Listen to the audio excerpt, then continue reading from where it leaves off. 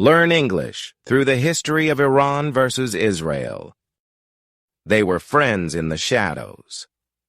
Now, they threaten each other with war. Even today, the tension continues, shaping the Middle East. Here's how Iran and Israel's rivalry was born.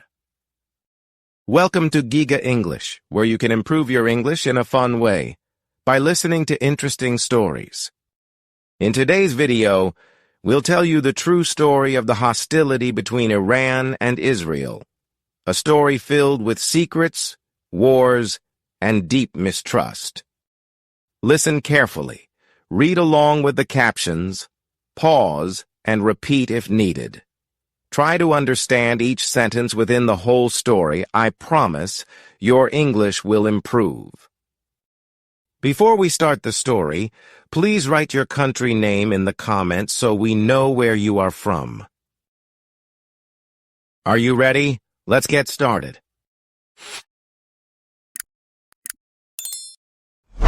Chapter 1.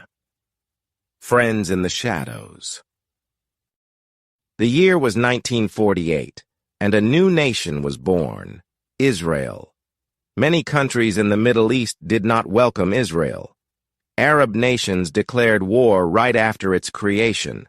But far away, in Iran, things were more complex. Iran was ruled by a king known as the Shah. His real name was Mohammad Reza Pahlavi. The Shah was a modern leader who wanted progress. He looked to the West for ideas, power, and friends. He did not publicly support Israel like Western countries did. He feared anger from the Arab world around him. But in secret, Iran and Israel began to work together. They shared intelligence and whispered plans in the dark. Iran sold oil to Israel through hidden routes. Israel, in return, sent weapons and training back to Iran. The two countries built a quiet bond of trust. Their friendship was like a secret handshake in a storm. They both had reasons to be afraid of Arab power. Egypt, Syria, Iraq, all were strong and united in hate. These Arab states wanted to destroy Israel completely, and they didn't like Iran's close ties with the West. So, Iran and Israel kept their friendship out of sight. But behind the scenes, their connection was growing strong. Israel helped train Iran's secret police called Savak. Savak hunted rebels and protected the Shah's throne. Israel taught Iran how to gather and use information. They also helped Iran buy military gear from Europe. Meanwhile, Iran's oil money made the Shah very rich. Israel needed oil, and Iran had plenty to give. So ships were loaded in the Persian Gulf at night. They carried Iranian oil to Israel, far from public eyes. This was a win-win for both nations in secret. In the 1950s and 1960s, their bond kept growing. Even when Arab-Israeli wars broke out, Iran stayed quiet. Iran did not fight Israel and kept sending oil. The Shah believed that Israel was strong and smart. He also feared that Arab unity would weaken his rule.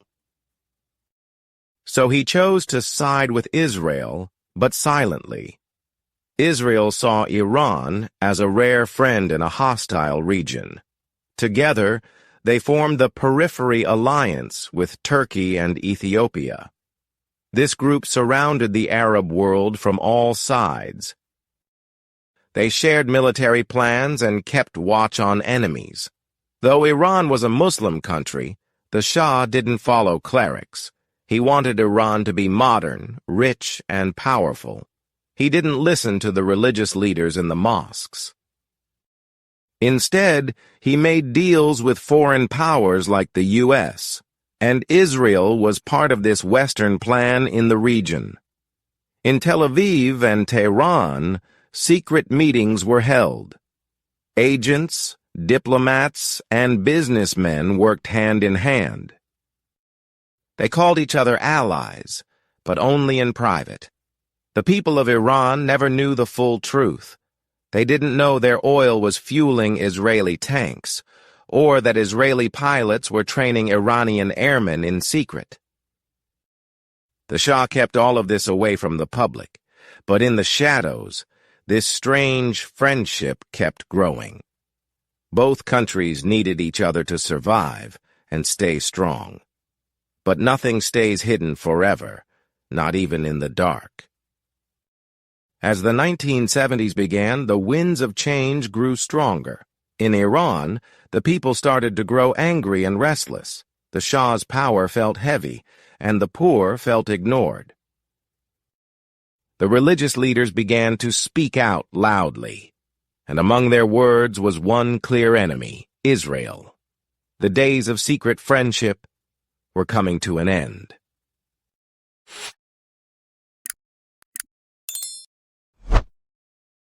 Chapter 2: The Islamic Revolution.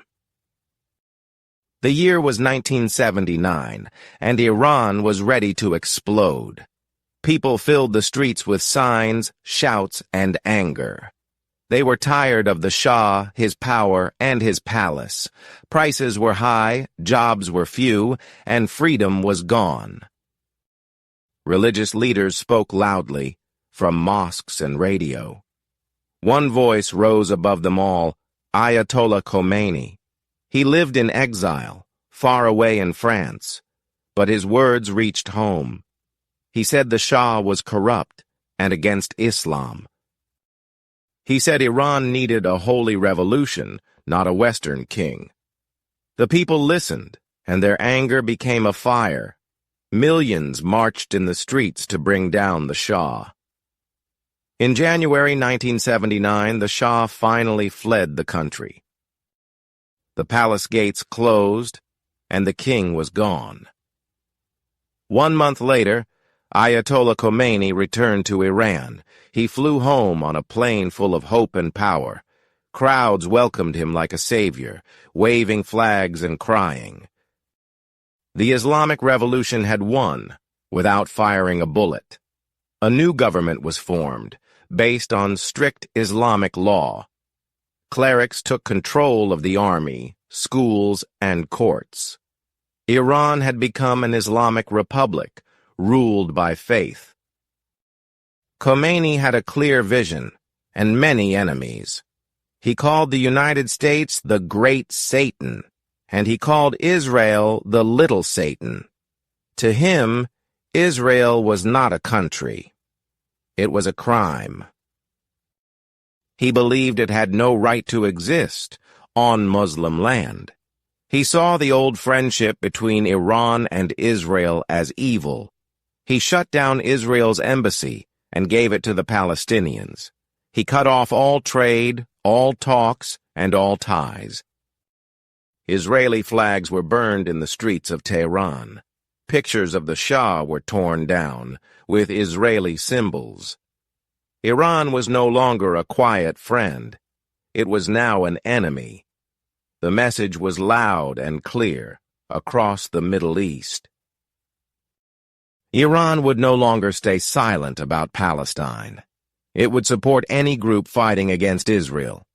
This new Iran helped train fighters in Lebanon. It gave money and weapons to groups like Hezbollah.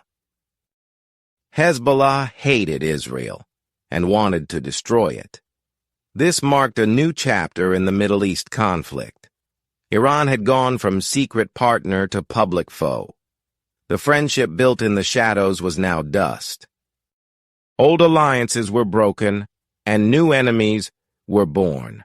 And from this moment, the true hostility began. Iran and Israel would never see each other the same again.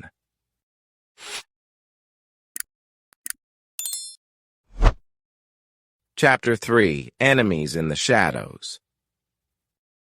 The revolution was over, but the chaos was just beginning. Iran had a new enemy next door, Saddam Hussein of Iraq. In 1980, Iraq invaded Iran, starting a long and bloody war. The Iran-Iraq War lasted 8 painful years. Iran's soldiers were brave, but they lacked modern weapons. Missiles, tanks, and planes were in short supply. The world watched, and most helped Iraq, not Iran. But in the shadows, something strange happened again. Israel, now Iran's enemy, made a secret decision. They feared Iraq more than Iran at that moment. Iraq was strong and armed with Western weapons. Israel did not want Iraq to win the war. So they quietly sent weapons to Iran in secret deals. The United States was also secretly involved in this plan. It became known later as the Iran-Contra affair. The U.S. sold weapons to Iran through back channels. Israel helped move the weapons and kept it quiet. In return, Iran promised to help free American hostages. It was a strange and hidden game of war and peace. Publicly, Iran and Israel were bitter enemies. But in secret, they traded like they had years ago. When the world found out, there was a scandal.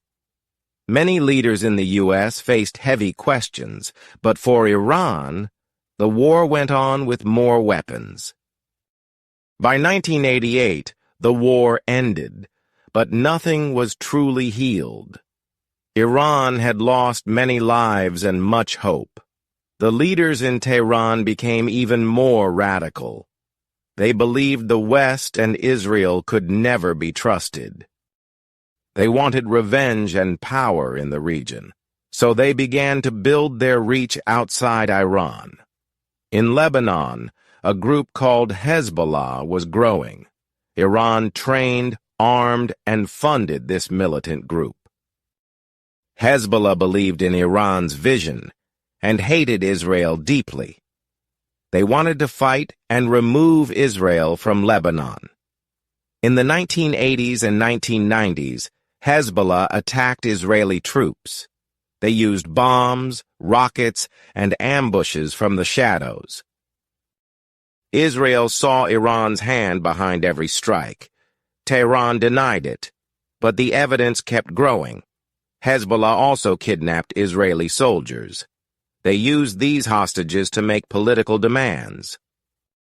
The battle was no longer just on the borders. It was now a war of spies, agents, and secret hands.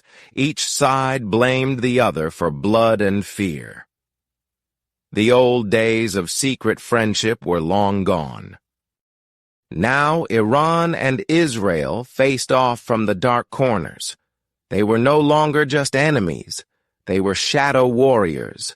The fire of hatred had spread far beyond their borders, and the Middle East began to feel the heat.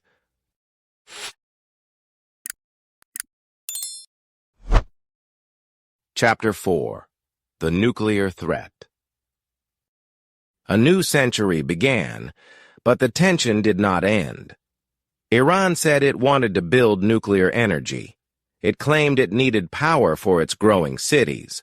But many countries didn't believe this story. They thought Iran was hiding something much more dangerous. Israel watched every move with deep concern. It feared Iran was building a nuclear bomb in secret. A bomb could destroy Israel in just one strike. Israel's leaders said they could not allow that to happen. They believed time was running out fast. So Israel began to fight in a new way, with computers. In the late 2000s, a secret cyber attack was launched. A computer virus called Stuxnet spread through Iran's systems. It attacked machines at Iran's nuclear plants quietly. The virus made machines spin too fast and then break. Iran's nuclear program was delayed without a single missile. No one took credit, but fingers pointed at Israel and the U.S. Iran was angry and blamed both for the sabotage. It called the attack an act of cyber war. Iran also blamed foreign spies for killing its scientists. Several top nuclear experts in Iran were assassinated. Bombs were placed under cars or triggered by remote. Again, no one admitted guilt, but Israel was the main suspect. Tension between the two nations rose to new heights. People around the world feared a real war could start. Israel warned that it might strike Iran's nuclear sites. Iran said it would hit back hard if attacked. Meanwhile, other countries tried to calm the storm. The United Nations and world powers held talks with Iran. They wanted Iran to stop making nuclear fuel. In 2015, after years of talks, a deal was signed. It was called the Iran Nuclear Deal, or JCPOA. Iran agreed to limit its nuclear program for 10 years. In return, economic sanctions against Iran were lifted, but Israel hated the deal and called it a mistake. Its leaders said Iran could still build a bomb later. Trust between Iran and Israel was already broken, and now it was too late to fix. Even with the deal, the hatred did not fade. Iran still helped groups that attacked Israel with rockets. Israel still watched Iran's every move with sharp eyes.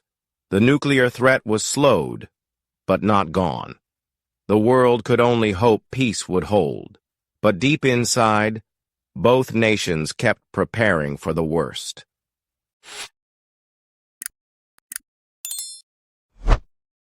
Chapter 5. A Dangerous Game. The nuclear deal slowed things, but peace didn't last long. Iran kept supporting enemies of Israel like Hezbollah and Hamas. These groups hated Israel's act of invading Palestine. Iran gave them money, weapons, and training. Israel answered with airstrikes in Syria and Lebanon. It targeted Iranian forces and weapons moving nearby. But they never fought each other directly. Not yet. It became a war in the shadows, with no end in sight. Tensions grew stronger with every passing year. Again, Israel accused Iran of developing a nuclear bomb. In 2018, the U.S. left the nuclear deal completely. Sanctions came back, and Iran restarted nuclear work. Israel warned the world that Iran was closer to a bomb. Talks began again, but there was no trust left. Meanwhile, Iran's allies near Israel grew stronger. Hezbollah had thousands of rockets aimed at Israeli cities. Hamas launched attacks from Gaza to liberate Palestine. Israel retaliated by bombing Gaza under the pretext of eliminating Hamas. But many civilians became victims, including women and children. Then came the day that shook the world, June 13th, 2025. Israel launched a powerful and surprise airstrike deep into Iran. Fighter jets flew at night, fast and deadly. They struck the Iranian cities, Natanz, Isfahan, and Tehran. Many of Iran's top nuclear scientists were killed. High-ranking commanders in Iran's Revolutionary Guard also died. Explosions lit the skies over Natanz, Isfahan, and Tehran. Iran woke up to fire, dust, and screams of war. The government in Tehran called it a declaration of war. Crowds filled the streets, waving flags and calling for revenge. Iran's leaders promised to answer with unseen power. Within hours, rockets were launched at Israel from Lebanon. Israel's defense system stopped most of them, but not all. The United Nations called for calm, but both sides refused. Iran began moving troops and weapons closer to Israel. Israel placed its military on full alert nationwide. People in both countries feared the start of a full war. But this was not just a battle of bombs and guns. It was a war of messages, fear, and power. Each side believed the other was the true danger. Israel said Iran wanted to erase it from the map. Iran said Israel was an occupier of Palestine. Their hate had lasted for over 40 years by now, and on June 13, 2025, it finally exploded. The world watched, holding its breath in fear. Other countries tried to stop the war from growing, but Iran and Israel were locked in a dangerous game.